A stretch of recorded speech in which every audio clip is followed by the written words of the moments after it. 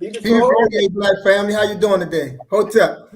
I had a few technical difficulties on my end, but everything is operational now. Race first, BB4DA. Once again, we're back at the School of Urban Philosophy, where we always straight up, straightforward, and straight to the point, where information is used to empower, embolden, and re-energize the Black man, the Black woman, and the Black family to move us towards African sovereignty. And with that, I'd like to say Hotep and one blood to my comrades who have joined me tonight. Counterclockwise, Bob. Counterclockwise. Counterclockwise. Wonderful. Beautiful. So yes, I want to stick with it. You know, we're in the month of February, man. I want to stick with the Black history. You know, we've been talking about Black history from various angles, which I think is very important, is very significant. You're always going to have individuals that's going to take alternate positions, and that's okay. But one of the things that I believe that we have to do, as far as in terms of PLM, you know, we must protect the tradition. We must protect the tradition, and we must protect the good work of those ancestors who preceded us, because we stand on those shoulders. That's one of the things we must do. And Black history is significant, it's relevant, and it has its purpose. And it's very important that we hold it up. So one of the things I would like to start out with and put it on the floor, see what the Black family think, is when we think about Black history, what is the glory of Black history? Like what is the glory of it? And what I mean by glory is like, oftentimes we can talk about our story, our history, and we can talk about the things that occurred in history that we may not necessarily agree with, that we may dislike. We may feel, you know, we caught the bad end of the stick. We don't like this. But let's park that for a minute. What is the actual glory of Black history? What is the apex of the glory of the Black man, the Black woman, and the Black family in history? I'll put that on the floor.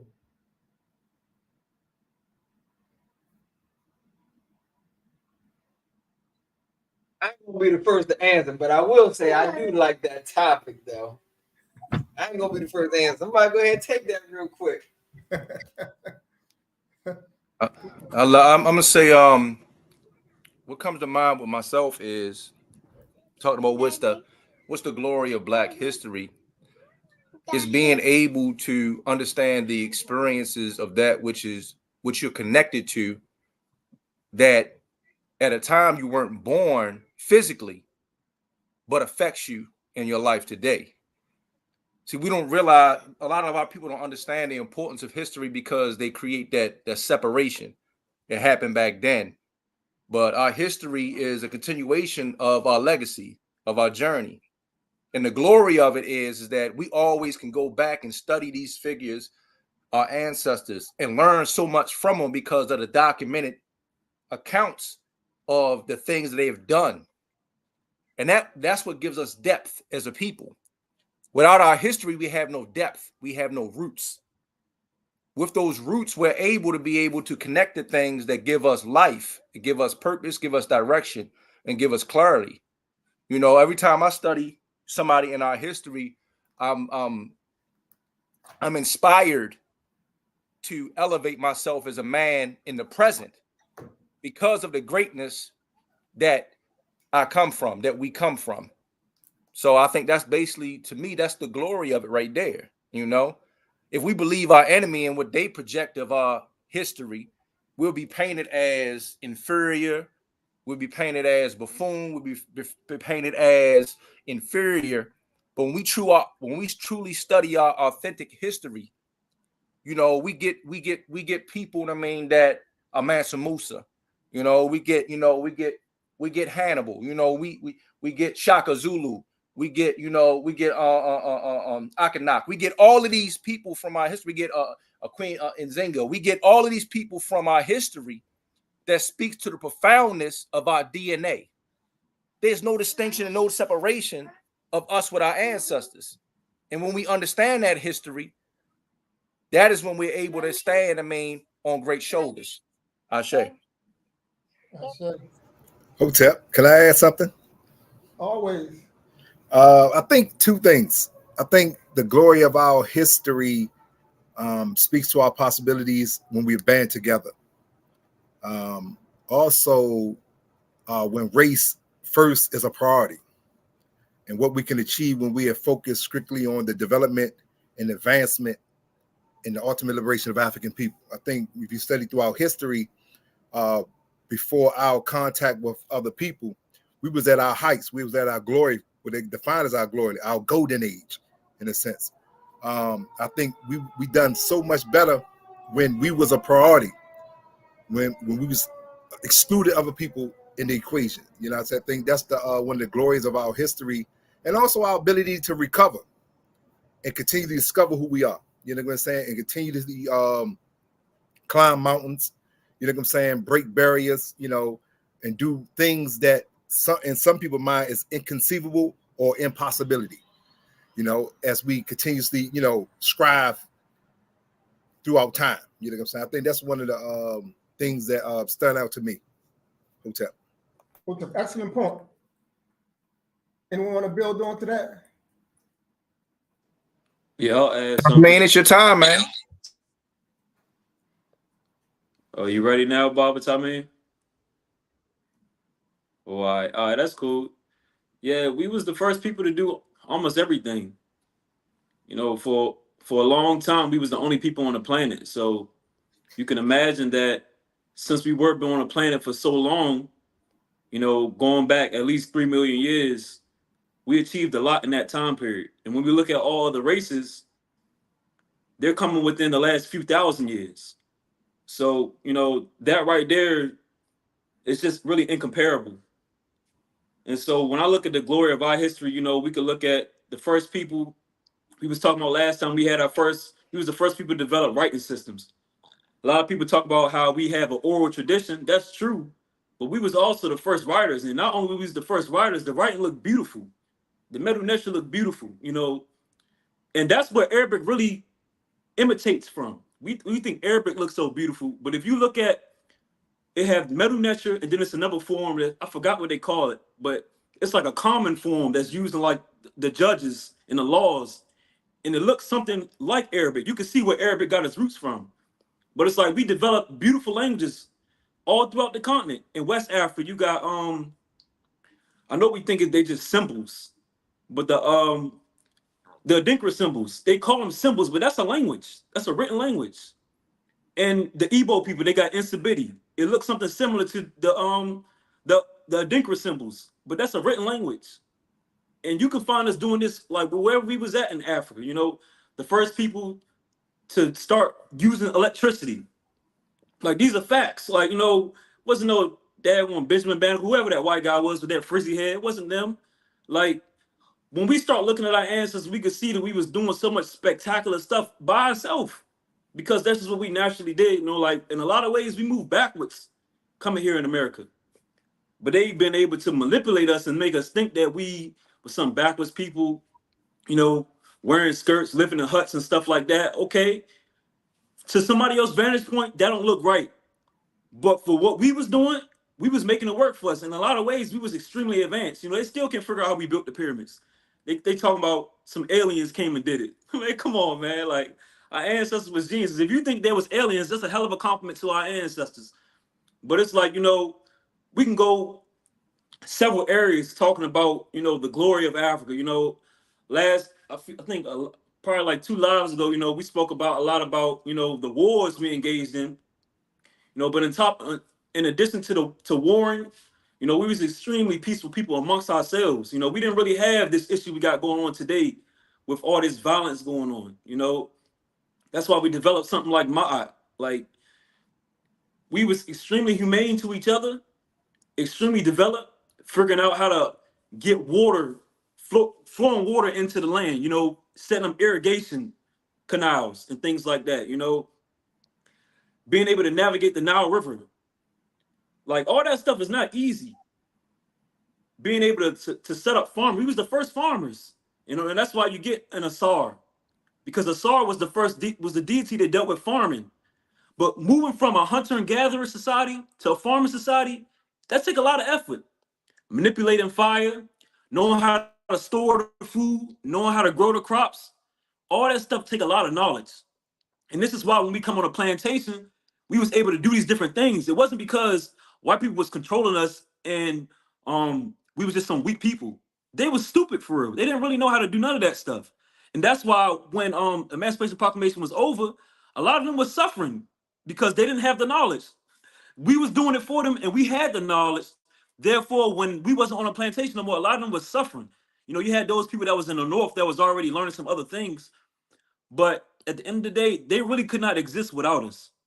And that's a large part of the world in general. We started a lot of things when we look at our ancestors. So when we look at our history, we can go look at almost every aspect of human development, and we can see that we was the first people to do most things. And I'll just say that for right now.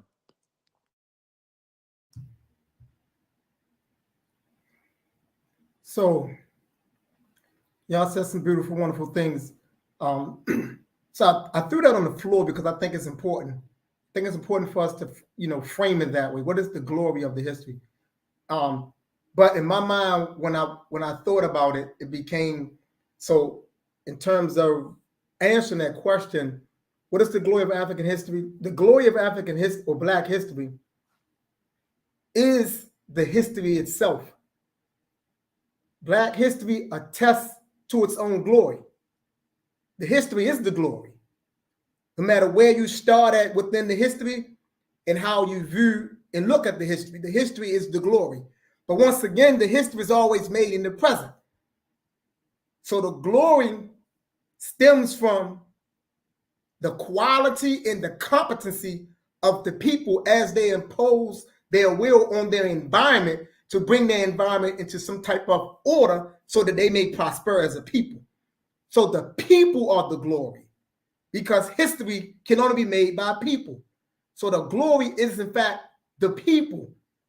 The beauty is the people. The genius is the people. The intelligence is the people. It's how the people organize themselves in such a way that they bring their environment under their influence. And that's how you build and make history. You write your own history that particular way. And that's the reason why I always argue and I say that when we talk about slavery, there has to be a distinction when we say slavery or enslavement, because slavery, although that it's something that occurred, but slavery is from a perspective outside of the history of African people. Let me be very clear about what I mean, because people will jump on that and be like, "No, man, slavery real, that happened."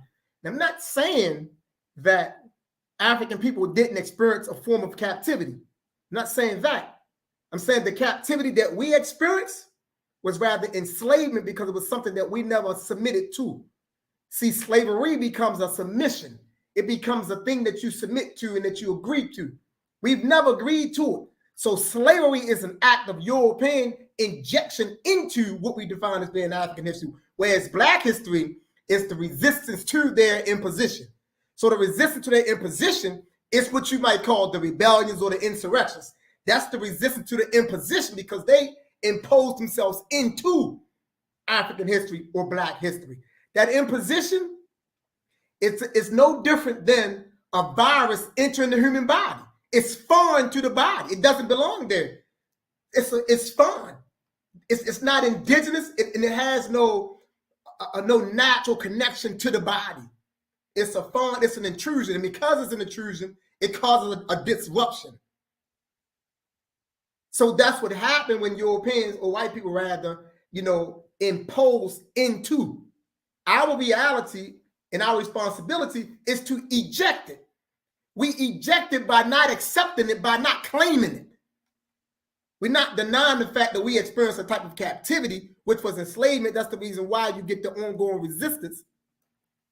But once again, what is the glory of Black history? The glory is history itself, because what does history tells us? It attests to its actual glory. It shows us who we are. It tells us who we are. It tells us where we were. It tells us how we need to be, where we must go, and how we can get there. All those things are bound up within Black history. And that's the reason why, regardless of when we celebrate it, even though those of us who become totally aware of who we are, you walk the history, you become the history. So yes, you are doing it every day. But because you do it every day doesn't mean you can acknowledge it at this particular time period during the year. It becomes only right that we acknowledge it during this time of year. Why so? Because our ancestors, Black people, pushed against the currents in human society to make it so. So we got to uphold that. So I add that to all of what you have already laid down. Who up next?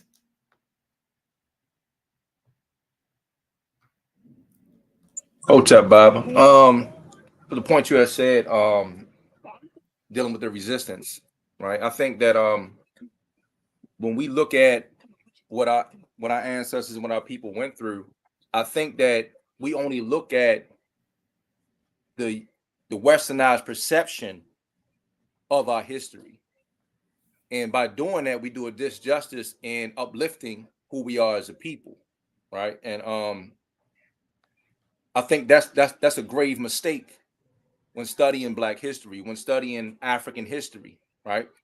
Because even though we were brought over here against our own will, like you said, we fought, and that's what we have to highlight. We have to highlight that we're fighters, that we fought for freedom. We've been fighting for freedom ever since these people that came across us. You know, and you look at all of these different areas. We fought, we rose, and then they found a way to be able to try to recapture us back into their worldview and their ideology, and we continue to keep fighting over and over again. And that's the whole thing for Race First, is us being able to finally push them out of our history, push them out of our culture, push them out of our identity, so we can start to really live in the history, the glory that you're talking about. Ashe. So let me I would like to address what I put on the screen. So explain the importance of us writing our history, especially in the academy. And he qualified that by saying, by academy meaning institutionalizing our history. It goes back to the point that I'm making. History is what we make. History is always made in the present. It's made now. It becomes the responsibility of the people to exercise their will to define their reality, to structuralize their society in such a way that allows them to prosper, so they can hand down to posterity all the gains, the wins, the techniques, the tools that would allow posterity to further evolve. We write our history in terms of literature. It's very important that we do that.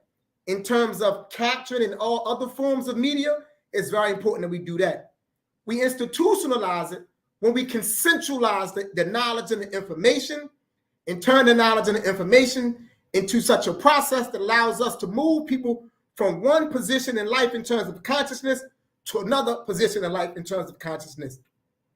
It's very important for people that's coming up, that's making their way, to institutionalize their history, excuse me, by way of being able to write it. So yes, we need our intellectuals. We need our great thinkers. We need them to put this history down in such a way that it becomes transferable to another generation.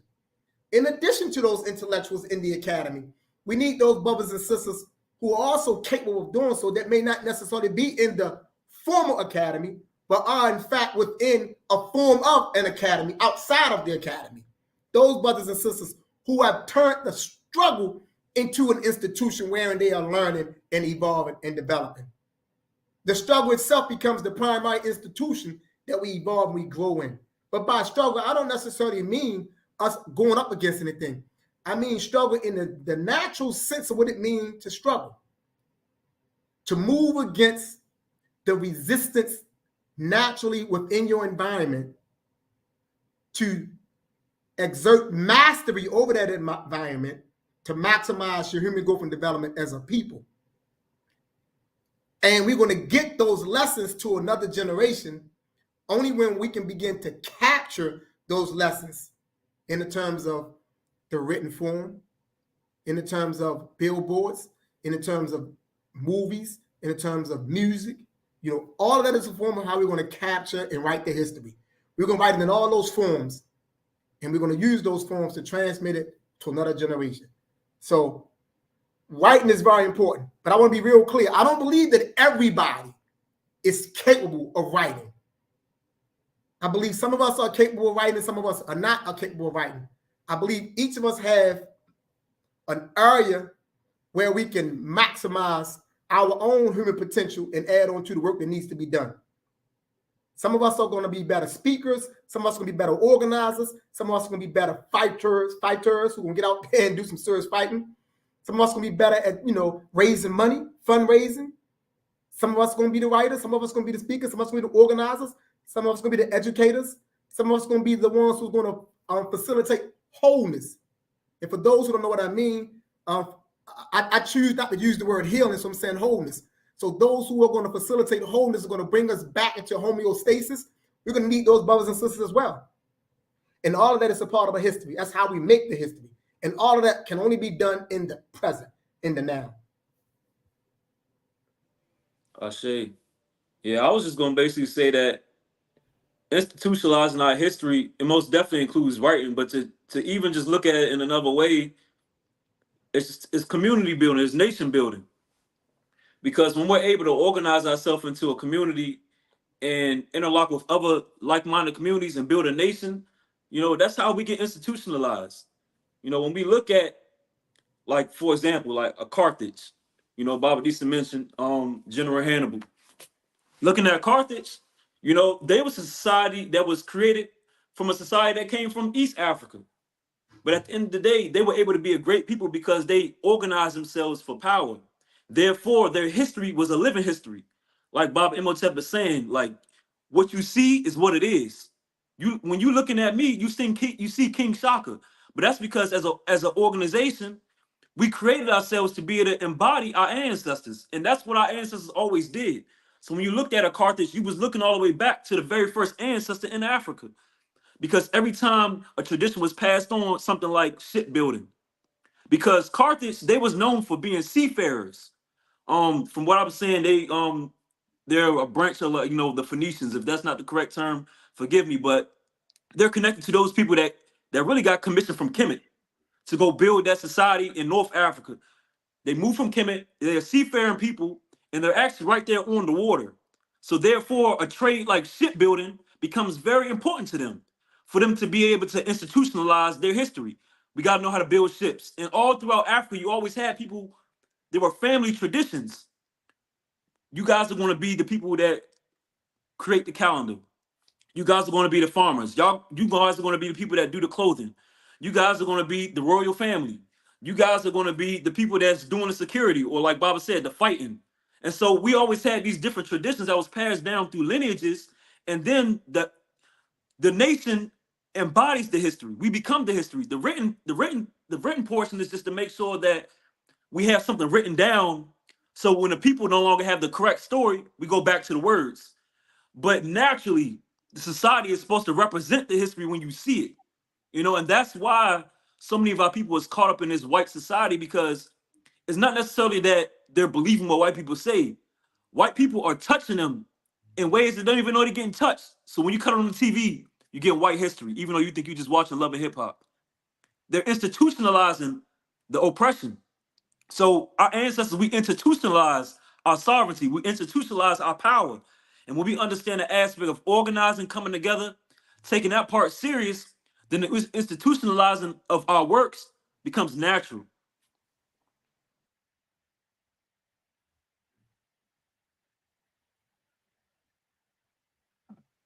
So I got a question, because I'm gonna take it back, Baba, to your comment on the antebellum period, the antebellum South period.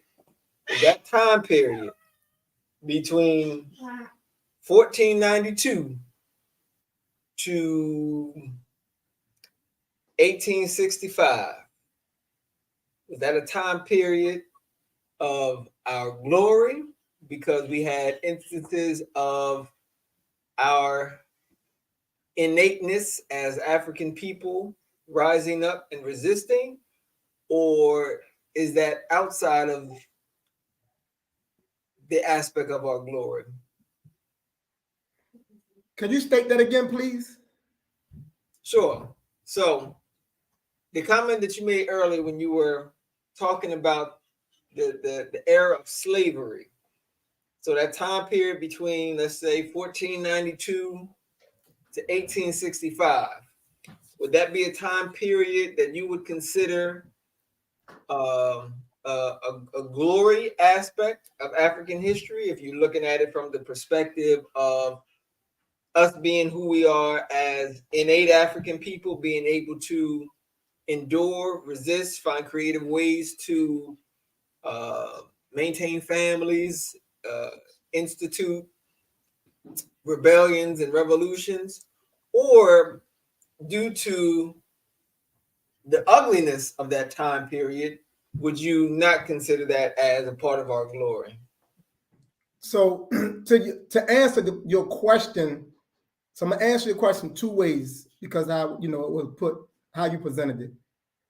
So to answer your question, I'll say yes to the question.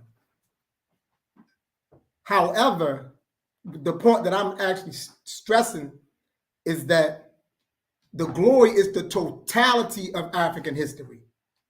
The totality. And anything, keep in mind, history is defined by a people ability to consciously exert their will upon their environment. So history is always a conscious act by the people. So anything that the people is dealing with within their evolutionary time period that's not of their conscious intent, technically it's not their history, even though they may be contending with it. So that's why I use the analogy of a foreign virus entering the human body. It can enter the body, but it's not innate to the body. So the European intrusion into us, and even though that intrusion brought about, a time period, doesn't really classify as our history, even though we live through it. See, history is what you actively create. It's not what's created by others. It's what you create. History is what the people create. See, it's not what others create. So for us, when we think about the time period, so that's the reason why I said I used two words. I said slavery for those who use it. Then I said enslavement, because enslavement becomes the ownership of us. Because now we can define what we mean by enslavement and qualify it by saying we never, as a people, consented. And so since we never consented, we never agreed, we was always in resistance. So the resistance becomes our history, because that's an act of our will, not the intrusion. The intrusion is not an act of our will. That's an act of their will. It's not an act of our will, right? So even though it's an intrusion into our evolutionary experience, it's not what we created. We created the resistance. We created the runaways. We created the societies outside of the enslavement.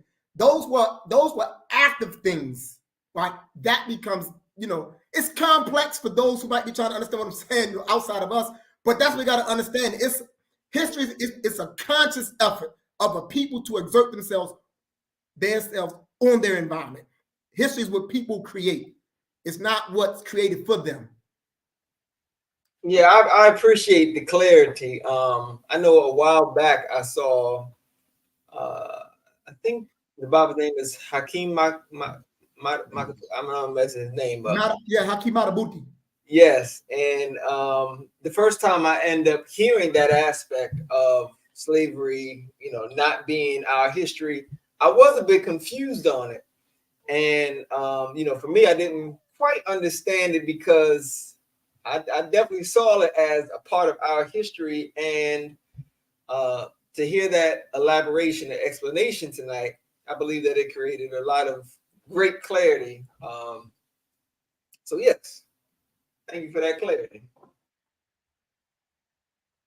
So, Baba, Yes, that's sir. the question. So, just to make sure that I got both hands and both legs in the car, right? So when you speak about the resistance, so example wise, that Turner's rebellion will be considered a part of the resistance. That's our history, right? Yeah, because that was conscious. So that was Okay. a conscious intent. So our people being on a plantation picking cotton is not our history. So that, the catch is this. So that now the catch to that is this. So that's what I'm saying. I'm not discounting, you know what I'm saying, a period of captivity, right? It's what you understand about that period of captivity. Case in point, everybody that's incarcerated is not an actual inmate because they're incarcerated, right? See, you can be captive, but it's the mentality that you exert with that captivity that defines you. So that's what I'm saying. So yes, we had a period of captivity on what they might call a plantation, but we got to go into that plant.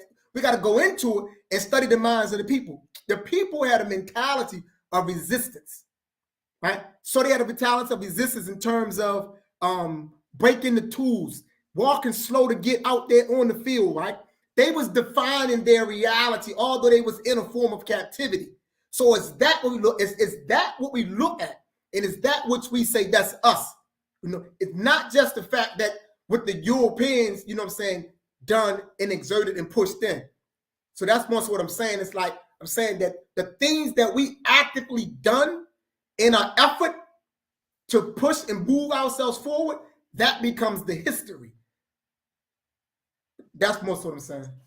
Yeah, I'm with you. Yeah, I'm definitely in the car. I thought I just making sure that I had all both my legs and both my arms in the car, but I'm definitely in the car. Yeah. Cause see, we gotta keep in mind. So the thing for those that's listening also is history is made, right? And see, the reason why someone may struggle with this because we have a false understanding of what history is. We think history is a distant time period, detached and separate from who we are. And we think that's what history is. No, history is what you make. History is always a conscious effort. See, people make history.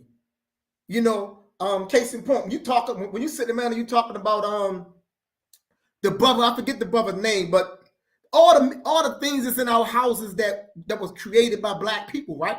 Those things were created because black people they made an observation, and then they acted on that observation to impose their will on an environment to make that environment more easier for them. So the doorknob, because the brother looked at the time the doorknob came out, all they had was latches. The young brother felt like that was too complicated. Brother, there gotta be a better way. So he exerted his will on his environment and came up with a doorknob. You know what I'm saying? Elijah McCoy, the real McCoy, you know, making an observation and said, gotta be a better way. This didn't make any sense to us. He created something. The refrigeration, you know what I'm saying? The brother who came up with the elevator, you know what I'm saying? That's what it is. Right? It's a people makes their history. You know what I'm saying? It makes their history. Because if we go with the definition that any and everybody is a part of your history, then you're gonna be confused. Because people can inject anything in and tell you what that is. And just because it impacted you, you're supposed to claim it as yours. No, it impacted me, but I don't claim it as mine. You know, I'm not going to claim it as mine until what impacted me, I'm able to observe it and then act on it in such a way that's going to advance me and my people. Then it becomes mine. That's mine, what I actually create, not what you did to me. You know what I'm saying? No, that's yours. You did this to me. I'm not going to claim that as mine. No, I understand that because you did it, I suffer the consequence. But it's what I actively do in response to it, or in the effort to rectify it, that what becomes mine. So that's why we got to think about slavery and enslavement. See, enslavement has a different connotation and a different denotation from slavery, right? So we look at the connotations and the denotations. So enslavement says that, yes, a period of captivity existed, but this period of captivity is not something that we have agreed nor have we submitted to. You know what I'm saying? That's what that's saying. And because we haven't agreed nor have we submitted to it, we're going to be in an active state of resistance against it. Resistance against it. And oftentimes we hear resistance, we think in terms of only, you know, the outright bloodshed. So we think that we are reducing ourselves just to physical fighting. The resistance is the intellectual resistance. It's the conceptual resistance. It's the material resistance. It's the resistance across the board. I don't accept your laws. Case in point, during the time period of captivity, Black people had laws on those in the quote unquote slave quarters, if you want to use that terminology. We like to say, you know what I'm saying, the houses of the captives. They had laws. They said, if you steal in this house, it's theft. We're gonna deal with you. But if you steal from that demon, that ain't theft. See, that's making history. If you know what I'm saying, if you poison that demon, you ain't committing murder. But if you poison one of us, you're committing murder. So that's what took place on that thing. So those types of acts, it's the making of Black history. It adds to the history, not the intrusion, because the intrusion was a foreign injection into the evolutionary development of Black people. And in doing so, it derailed us in a sense, and it incapacitated us in some respects. So what we do to get back on track and to become more whole is we rectify it by exerting our will on our environment in such a way that is going to allow us to uplift, advance, and facilitate sovereignty, if not for us, for another generation. That's how you make history.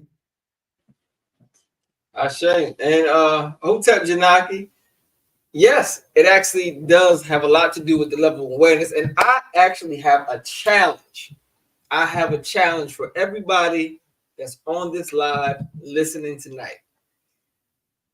Major Jewels was dropped tonight. And I believe that we have the responsibility to take this message out there to the masses of our people. Because how many times have you been in proximity with Black people and the aspect of slavery has been given such a negative connotation that a lot of our people want to disconnect from it. They don't want to have anything to do with it. And it's just looked at from a very poor perspective. So in all that was mentioned tonight so far, and we only, about 40 minutes in all that was mentioned tonight, take the best notes that you can, reach out to any one of the Bobs and the Mamas on the live tonight. If you have any other questions or further questions, and then take that message out into your own family, out into your own social circle. Take that message out and promote that message. And that is a way that we are going to be able to reestablish Black history in our own time. I just had that challenge tonight. Great challenge. Great challenge. But why Black history? So yes, a lot of what came out of enslavement, we don't necessarily, have to qualify it as being, Black culture. You're correct in that regard, because going through any type of crucible, you're going to be scathed in a lot of ways. So we're going to be scathed. So yes, we came out scathed in some regard, but as we reevaluate the time period, we come to recognize and realize that we held more things intact than we often give ourselves credit for coming through that time period. We held a lot intact coming through that time period. We held the Black family together coming through that time period. They would have us to believe that the Black family was destroyed coming through that time period, but that's not true. We held that Black family together coming through that time period. It was very strong. We didn't really begin to see the deterioration of the Black family until like post 1968, 69. That's when we begin to really see, these major hits on the Black family, coming out of that particular time period, coming all through that time period, that Black family was kind of held together. So we held some things intact, but yes, we were scathed. And part of being scathed, you're going to adopt some mentalities and take on some behaviors that are not always the best. And that's the reason why it's very important that we study deeply our history so we can know who we are and what we are, so we can know where the virus is. The history becomes a part of the solution. It becomes a part of the solution, the history. I like to argue that all the antidotes and all of the healing mechanisms and wholeness tools that we need is buried deeply within our culture. That's my position. I've been able to use the culture, the African history, Black people, Black history to address all of the ills that we are confronted with. You know, it's there if we know how to use it and know how to apply it. I see that finger up, Tommy. Yes, sir. I just wanted to ask another one of those common questions that we hear a lot on the live. What about the aspects of Black culture that was taken out into other lands? And, you know, it may have changed a little bit, but it's still uniquely us because, you know, if you go into maybe the Ayurvedic system or a Chinese system or what I could say, Eastern or Western European holistic system, you may find aspects of African thought in there.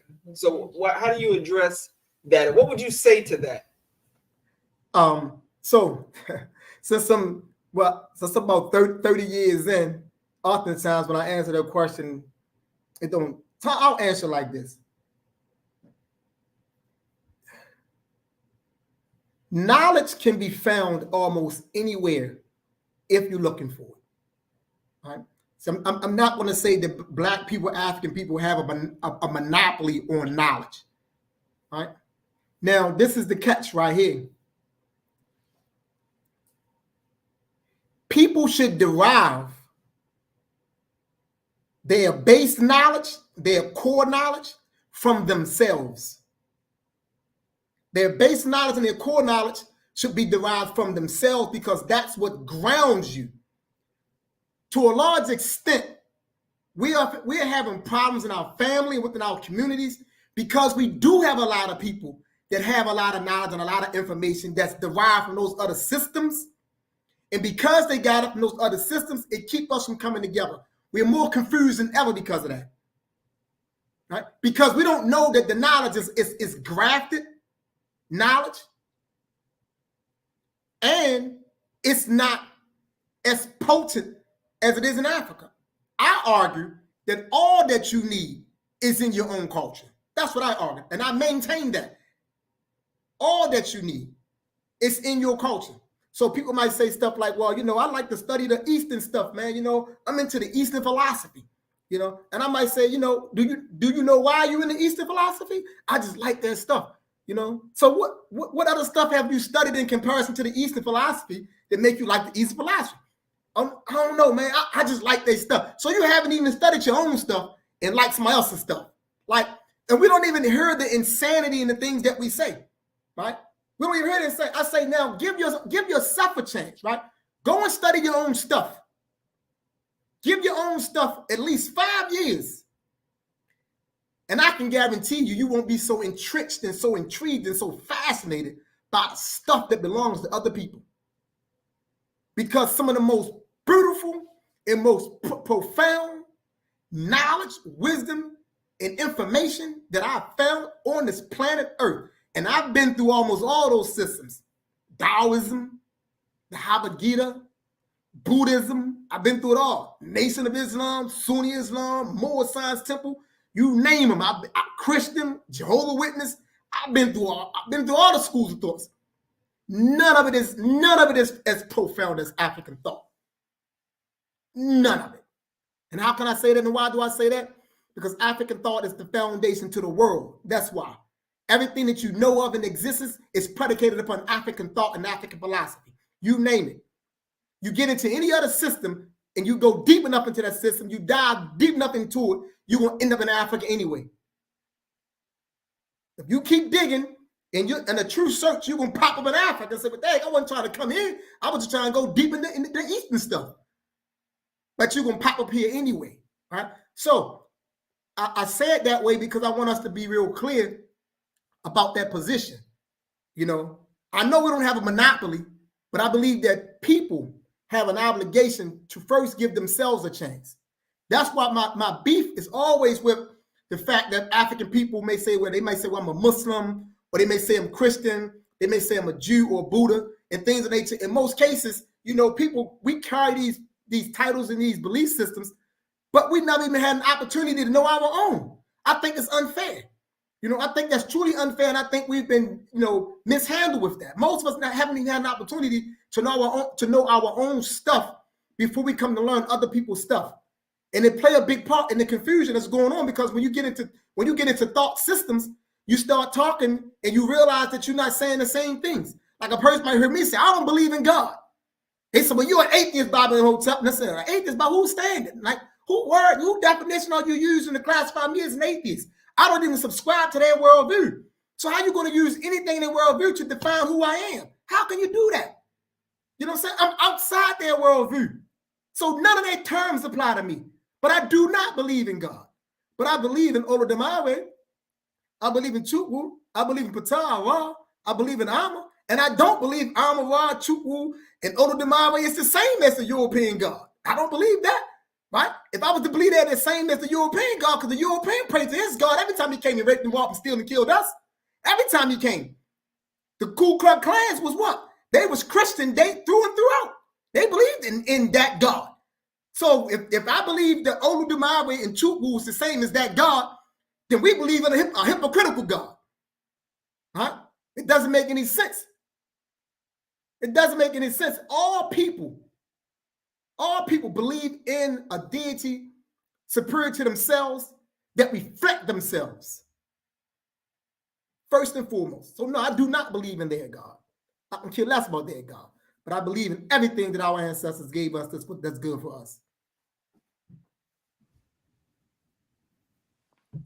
We got some nice coming that up. Actual fact, hold on, put that one up there. I say with a horn. Yes. Yeah. That's why we here. Man, but that's the way we gotta see it though, because like Baba said, like the more we look, we'll see that we didn't really leave no stone unturned. I know Baba being humble by saying we don't got a monopoly on knowledge. But honestly, I feel like we do. Honestly. If you ask me, I would tell you that we do have a monopoly on knowledge. And that's the reason why all other people from the world came to us to study. Before we started clashing like we was, we never had a perfect relationship with any other people for real. But we was the masters of the earth. Our ancestors built monuments on the energy centers of the earth. Like the pyramids, that's lining up with an energy center of the earth. Like people talk about chakras. The earth has energy centers just like we got energy centers. And our ancestors knew that. The quote unquote Sphinx was built on one of them energy centers. Had to be. These different obelisks that they call obelisks, what our ancestors called the Tekken, they built them on energy centers of the earth. People talking about they love the chakras. Our ancestors called it something else. If you go to the Igbo society, they call it the Cheku Oku. And they're talking about psychic seeing spots in your body that align yourself with the universal mind. What Bob was talking about, Chukwu. It puts you in alignment with the mind of Chukwu. It's in your being. And our ancestors knew this. They knew that if you was to tap into what people call your third eye, our ancestors was calling it the one eye. Because they knew it was only one eye. And when you go deep into your spirit, you tap into the only eye that exists, which is the eye of the universal mind, or the eye of Chukwu, the force that created everything. And so our ancestors, we knew that these things existed, and we used that information to create everything. And this is why we do so many things that people think is impossible. Like, our ancestors knew about levitation and things like that. I'll be careful about saying too much because people just start thinking it's spooky. But our ancestors, we were masters of the earth. We knew how to do the most simplest thing and the most advanced thing. And when you go into Africa, you start studying, you start reading like, dang, like this stuff is kind of like unbelievable. But it's like we've been so reduced in a society where it's like, we just want to go for the most simple stuff. But our ancestors, we knew how to do the most simple thing and the most advanced thing. So really, wherever you could put your mind at, a lot of times our ancestors was already doing that stuff.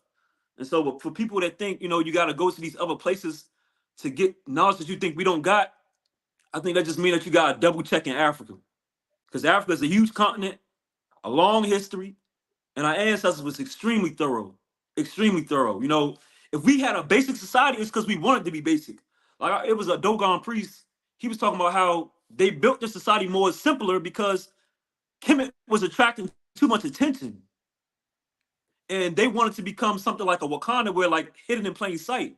He was like, if we wanted to, we could do a Kemet again. But he said, that was attracting too much attention. And when you look at the history, it was. Not to say that our ancestors made a bad decision, but just to be smarter, because we know that the Dogon people migrated from Kemet. We know that to be a fact. And so these people, they're a portion of Kemet went to where we know to be Dogon land. So they're saying that we're choosing to live like this. We have certain knowledge that we will never tell the world. Because if we know the world will get this knowledge, they will probably destroy the planet.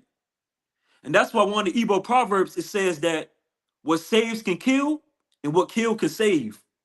Because our ancestors got like access to a lot of potent knowledge that will probably never, a lot of people will probably never know about because it would go into the wrong hands. And so I just think that people who feel like they got to go certain places, they may be where they're at in their journey, but most definitely, trust me, Africa does have a monopoly on knowledge. I'm gonna just say, not to step on what you said about it, but our ancestors, we was masters of a lot of stuff, and nobody is surpassing our ancestors in what they've been able to learn about life. Good point. So, building off of the question you put to the floor, Tommy, one of the questions that I wanted to put out there, I think it will be really great and good to add to the conversation. Because we talk about that, Black history. What are some books that we think that, and take this approach right here, because this is the approach I think we should take. Let's not assume anybody know anything, right? Because we want to be great educators. And to be a great educator, you have to really meet people where they're at so you can move them somewhere else. In your interaction with the person, let that interaction inform you as to where that person is at. And so with that in mind, what are some great books that a person could read and really read from cover to cover and learn some interesting things about Black history? Hotel. Okay. John Henry Clark, Christopher Columbus and the African Holocaust, critical lessons in slavery, Dr. Ben. I think it's just, I think that the books that should be read should be books that deal with where people are comfortable at, but at the same time it's challenging. And I think that John Henry Clark, he does an excellent job of explaining and breaking down and keeping a person engaged in the way that he breaks down the history. And also, he has a lot of documentaries, that are very profound. I know you trying to get at, say, Goo? Yes, I was going based on the information that was shared today and speaking to our possibility and what we how we consciously define our history or made history. I was thinking about J. Rogers' Africans' Contribution to America. That speaks to a lot of things that we created in this country. How we looked at things and see how to be more advanced in certain areas that fit us. One of the other books I was thinking about was Destruction of Black Civilization by Chancellor Williams. That speaks to our history, before the invasion, during the evasions and stuff like that. And also, the things that we did to fight off the Arabs in 639, 642 AD. And some of the, the glory aspects of our kingdoms, when the Mali, and Zulu, even with Queen Nzinga. Also, one of the books I think is very important that we be able to read and study or focus on, The Miseducation of the Negro, by Dr. Carter G. Woodson. And because we're dealing with Black History Month, I think that's one of the primary books that we should be focusing on because of some of the things that he spoke about. Because he tackled a lot of issues in there: economics, politics, psychology, intellectual. He dealt with a lot of those things in there. He spoke to our social ills. He spoke to the political disempowerment of Black people. He spoke to the intellectual underdevelopment, and also spoke to some of the most sophisticated aspects of what we need to tap into to come out of these things. So I think that's one of the books I need. I think we should be able to focus on, and also what the brother mentioned in the live feed, Urban Philosophy, Thought, and Behavior System. Going forward and how we should be able to structure our mental orientation to correctly interpret and process the information. And you mean to help us in our application of it. Hotep. Anyone will add on? Yeah, I'll add on really quickly. So one of the topics of tonight was African glory, and there's actually a book out there called African Glory: The Story of Vanished Negro Civilizations. The author is J.C. DeGraff Johnson.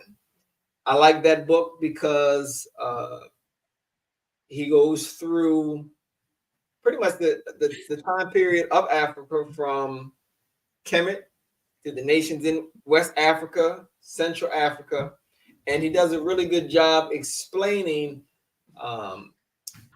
the innovations that we've made, the creativity that we exemplified in history, our ability to be resilient and resistant in many facets. I like that book. One of my favorite books when it comes to understanding the inner workings of Kemet. It's a little bit more on the advanced scale, but a good read nonetheless from cover to cover. The African Origin of Civilization, Myth or Reality by Dr. Sheikh Anthony Diop. I like the book because he points to a lot of our greatnesses, a lot of the things we've done well, and he also indicates some of the aspects that need improvement. And one of the things that I always like to look at, and Chancellor Williams does this as well in his book, is you highlight the good parts, and you also got to highlight the aspects where you can say, yeah, we did this. We may not have known all the ins and outs at the time, but it's an aspect that we could look back on today and reflect on. And last but not least, one of my, I typically like this book, and I do like to reference this book every now and then, the Akbar Papers in African Psychology, because I like the way, now I can't really say I've read this cover to cover. It's more like I read section here, section here, section here. But I like the way that the contributing authors have gone through elaborating a European worldview, a Black American worldview, and an African worldview. And I like it because it gives me as a reader, it gave me an opportunity to see, what I was surrounded by in terms of the African American, the Black worldview, kind of how that has kind of connecting pieces with both an African and European worldview. So it's kind of, doing this tug of war with the worldviews, and then understanding where the ultimate objective is, which is the African worldview. That'll be my three. I like that recommendation at the bottom, my brother Iba Bamila. Go ahead, my brother, the Carver. Oh yeah. I was just going to show them the picture of what you was talking about with African Glory, because I really like this book too. When I was speaking about Carthage, like a lot of my references on Carthage came from here. And then I like this book a lot too, Ancient Future. This is one of the books that we read in our study class, the PLM study class, Ancient Future. This was one of the books that talked about how our ancestors built certain civilizations and certain sacred monuments on energy centers on the earth. And this book is very informative about a lot of different things, but I really like this book as well by Wayne Chandler. Okay, so that's cool. Y'all listed some great books, and like I say, always, my thing is we always think about where people are at to make sure they can really benefit from the knowledge, because some books are more complicated than other books. That's why the Destruction of Black Civilization, which is it's a great book, but it's never the first book I refer anybody to. I never refer anybody to Dr. Chancellor Williams' book first, because of how it's written. I know it's not a book that the average person going to complete, but it's a great book. You know what I'm saying? Mm-hmm. Most definitely a great book.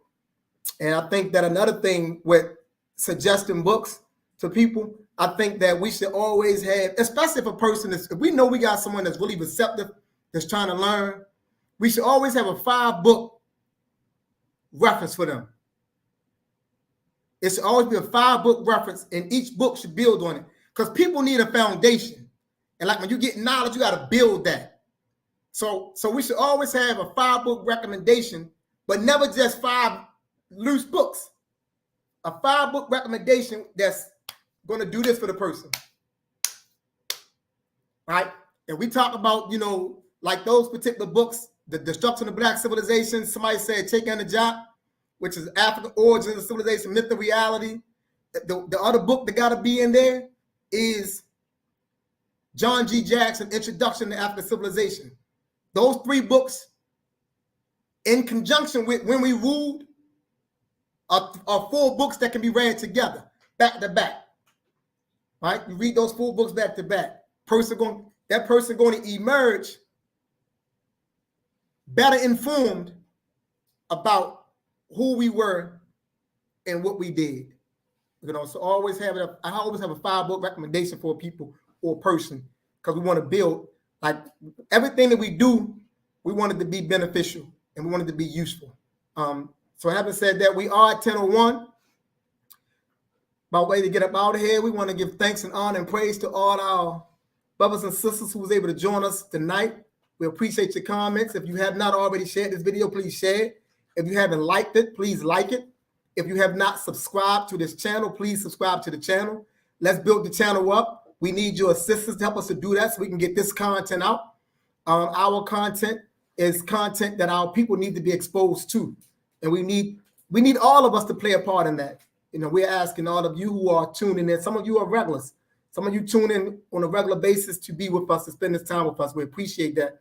You are most definitely, you're part of this school of urban philosophy, whether you acknowledge yourself as such or not, but you are part of it now because you're always here. So let's make sure we get this content out. And having said that, we're going to get up out of here with a BB48 and race first. BB48. Please join us again, School of Philosophy, where we always straight up, straightforward, and straight to the point. With that, we say race first. Race first. Race first. OTEP family.